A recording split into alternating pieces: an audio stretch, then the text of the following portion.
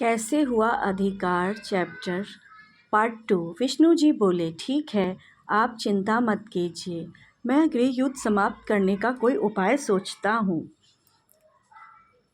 अगले दिन विष्णु जी ने दानवों को बुलाया और पूछा, आप लोग देवताओं के ऊपर आक्रमण क्यों करते हैं? दानव बोले, भगवान, स्वर्ग पर हमारा अधिकार है, देवताओं का नहीं। आप देवताओं से कहिए कि वे स्वर्ग छोड़कर चले जाएं। दानवों की बात सुनकर विष्णु जी मुस्कुराने लगे। बोले, देखो, स्वर्ग पर किसका अधिकार होगा, इसका निर्णय एक प्रतियोगिता द्वारा किया जाएगा। जो भी यह प्रतियोगिता जीतेगा उसी का स्वर्ग पर अधिकार होगा। देवता और दानव प्रतियोगिता के लिए खुशी खुशी तैयार हो गए। कुछ दिन पश्चात विष्णु जी ने एक प्रतियोगिता का आयोजन किया। फिर दोनों पक्षों के प्रतिनिधियों से कहा, इस प्रतियोगिता की 2 शर्तें हैं।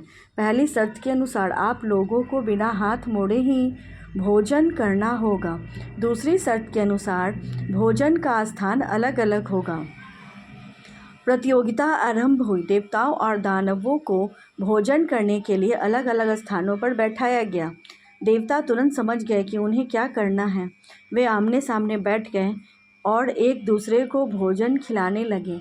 उन्हें हाथ मोड़ने की आवश्यकता ही नहीं हुई। उन्होंने आनंदपूर्वक भोजन किया। दूसरी ओर दानवों को कुछ समझ में नहीं आया। वे उधर उधर देखते रहे, फिर थालियों में मुंह डालकर भोजन करने लगे, जिसके परिणाम स्वरूप उनके वस्त्र और मुंह गंदे हो गए। उनका भोजन भी इधर उधर फैल गया। दानवों को अपनी गलती समझ में आ गई थी। वे निराश हो गए और उस दिन से सदा के लिए देवताओं का स्वर्ग पर अधिकार हो गया।